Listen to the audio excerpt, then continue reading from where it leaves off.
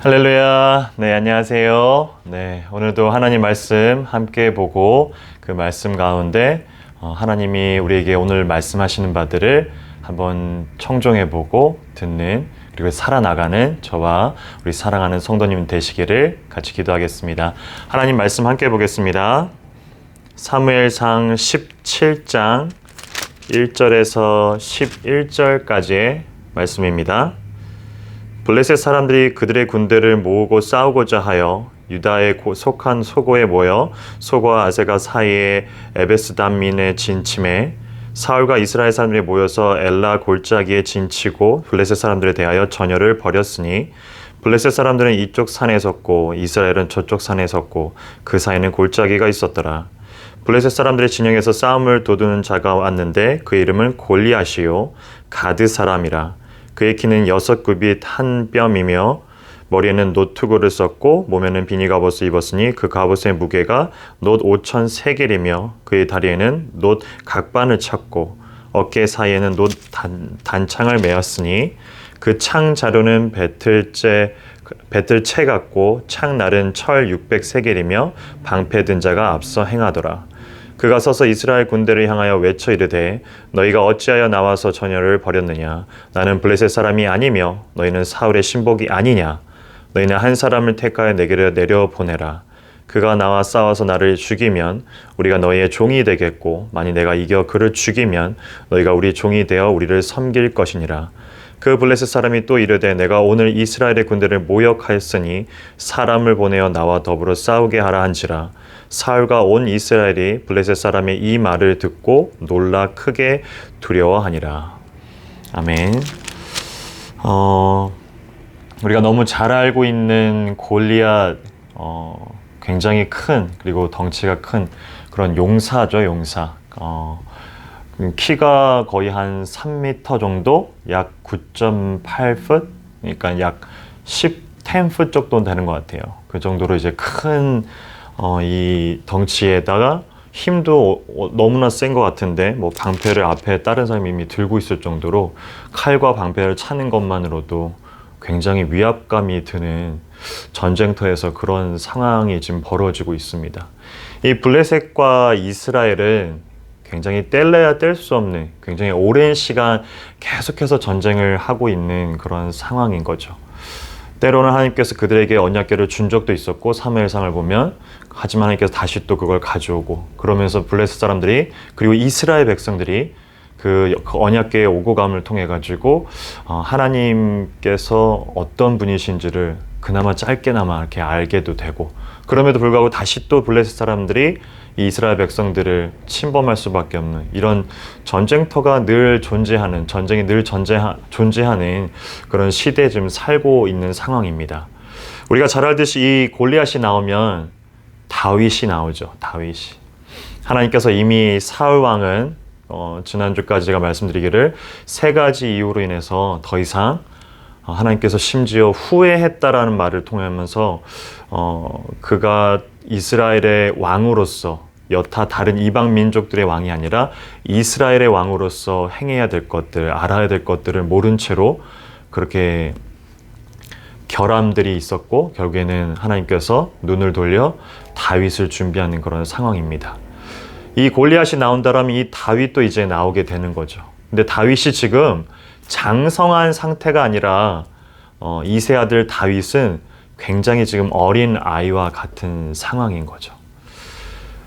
그 다윗이 형들에게 이제 아버님 이세가 보내서 형들에게 이제 먹을 것들을 나눠주고 심지어 형들을 좀 잘 봐달라고 그 형들을 이끌고 있는 리더자들에게도 이제 먹을 것들을 준비해서 옵니다.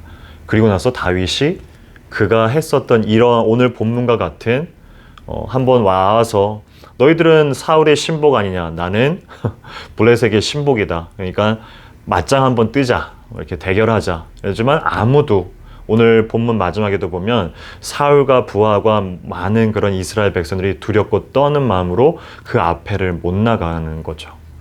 하지만 이것을 다윗이 왔을 때 듣게 됩니다. 그죠? 그러면서 그가 했었던 그 모욕함들이 이스라엘 백성을 넘어 하나님을 모욕한다라는 것을 다윗은 알았기 때문에 다윗이 이 전쟁에 그리고 이 골리앗과의 이 배틀에 참여를 하게 됩니다. 그의 모습을 본 골리앗이 이런 얘기를 하죠.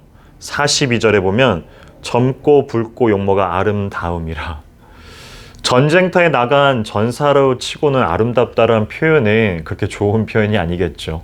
즉 지금 다윗은 전쟁을 하기에는, 그리고 더군다나 골리앗이라는 그런 장군, 거의 뭐 거대한 그 용사 앞에서 상대방에게 1대1을 하기에는 너무나 작은 그런 상황이고, 여러모로 봤을 때 이건 말이 안 되는 상황이라는 거죠. 하지만 다윗이 사울 앞에와 이제 골리앗 앞에서도 고백을 하긴 하는데, 먼저 이제 사울 앞에서 어떻게 고백하냐면 34절에 다윗이 사울에게 말하되 주의 종이 아버지 양을 지킬 때, 다윗은 그냥 양치기입니다. 사자나 곰이 와서 양떼에서 새끼를 물어가면 내가 따라가서 그것을 치고, 즉 사자 곰들을 쳤다라는 얘기죠. 그 입에서 새끼 양을 건져내었고 그것이 얼마나 나를 해하고자 하면 내가 그 수염을 잡고 그것을 쳐 죽였나이다. 이렇게 하나님께서 사울 왕의 다윗이 이 사울 왕의 앞에서 이런 고백들을 하는 거죠. 무슨 얘기냐면 하나님이 나를 지키셨다. 하나님이 나를 지키셨기 때문에 양치기인 나에게 사자와 곰과 같은 그런 무시무시한 동물들이 왔을 때도 나는 끝까지 이 새끼 양들을 지켰는데 그것이 하나님이 하셨다라고 지금 얘기를 하는 겁니다. 하물며 지금 저렇게 하나님을 모욕하는 골리앗이라면 하나님이 나를 지킬 것이다 라고 이렇게 용맹스럽게 사울 왕을 설득하고, 그리고 블레셋 그 골리앗 앞에서도 이 동일한 이야기들을 합니다. 이렇게 보면 다윗이 용맹하다. 이 어린 다윗이 참 정의 앞에서 감히 하나님을 모욕하는, 그리고 그 앞에서 도저히 참을 수 없는 그런 상황들을 이 다윗이 갖고 있었구나. 참 그것도 말도 안 되는 이 싸움들을 어린아이와 어른도 못해 정말 크고 기골이 장대한 그런 용사의 대결 가운데서 나아갔다라는 이런 초월적인 얘기를 하고 싶어서 이 본문들이 드러난 것이 아니라, 다윗이 용맹하다를 넘어서서 다윗이 그렇게까지 할 수 있었던 것이 무엇인지를 우리는 이 본문들을 통해서 바라봐야 된다는 겁니다. 결론부터 얘기하면 다윗이 갖고 있었던 것은 다윗의 그런 어떤 열정과 패기와 그런 젊음의 어떤 것들이 아니라, 다윗이 하나님을 오로지 알고 있는 그 내용에 있어서 가능했다라는 겁니다. 베드로의 고백을 보면 예수님께서 사람들이 나를 누구라 하느냐? 그리고 제자들한테도 묻죠. 그렇다면 너희들은 나를 뭐라고 부르느냐?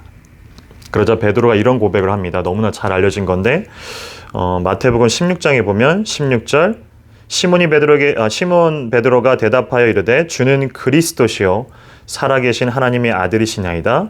예수께서 대답하여 이르시되 바요나 시몬아 네가 복이 있도다. 주는 그리스도라고 베드로가, 그리고 살아계신 하나님의 아들이라고 이야기를 합니다. 근데 이것의 출처가 어디냐면 베드로의 어떤 열정, 패기, 그가 갖고 있었던 이 순간의 재치, 이런 것이 아니라 예수님께서 직접 말씀하십니다. 이어서 말해보면 바요나 시몬아 네가 복이 있도다. 이를 내게 알게 한 이는 혈육이 아니요 하늘에 계신 내 아버지시니라. 즉 베드로가 이러한 고백들을 예수님 앞에서 할 수 있었던 것, 주는 그리스도시요 살아계신 하나님의 아들이니다라고 고백할 수 있었던 것은 그의 패기가 아니라, 그의 열정이 아니라, 그의 행위의 우선이 아니라 내용이라는 겁니다. 그 내용을 누가 알게 해줬냐면 하나님.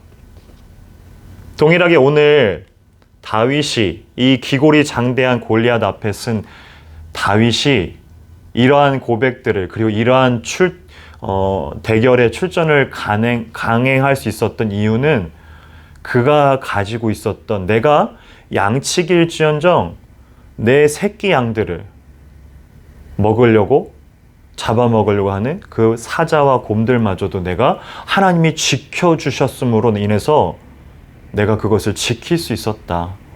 나는 그 하나님이 누구인지를 안다라는 겁니다. 내용이 있습니다. 여타 다른 종교와 기독교의 가장 근본적인 차이점이 있다라면은, 여타 다른 종교들이 초월성에, 그리고 그 신들의, 각각의 그 신들의 능력에 우리가 기대를 하고서 그 열심을 다해서 정성을 보인다고 해서 그 능력을 빌리었다라면, 기독교는 초월에 중점을 두진 않습니다. 계시, 하나님의 말씀, 오늘 본문으로 얘기해 보면 하나님을 알고 있는 그 내용에 우리의 중점이 있다라는 겁니다. 따라서 다윗의 용맹함을 넘어 다윗이 알고 있었던 하나님, 그 내용, 베드로가 알고 있었던 그 내용, 하나님, 그것을 알게 하신 하나님께 우리의 시선을 머물고 그곳에 두며 하나님께 구하며 오늘 하루도 살아내가시는 저와 우리 성도님 되시기를 같이 기도하겠습니다. 기도합니다. 참 좋으신 하나님 아버지, 하나님을 모욕하고 하나님을 능멸하며 감히 그들의 그 자신의 힘을 의지해서 그러한 발언들을 하고 있었던 오늘 골리앗을 바라봅니다. 그러한 모욕된 말들을 참지 못하고 다윗이 골리앗과 싸웁니다. 그가 싸울 수 있었던 가능한 이유는 그가 가지고 있었던 초월적인, 하나님을 초월에 빗대어서 그 초월적인 능력을 길렀던 것이 아니라, 그가 양치기를 할지언정 사자와 곰으로부터 지키셨던 하나님이라면은, 분명히 그 하나님이라면은 저 말을 그냥 듣고 계시지 않을 거라는, 그 하나님이 바로 우리의 하나님이고 나의 하나님임을 오늘도 하루 살아내가며 고백하며 우리의 삶의 영역에서 분명한 그 하나님의 자녀로 살아내가게 하여 주시옵소서. 감사합니다. 예수님 그리스도의 이름으로 기도합니다. 아멘.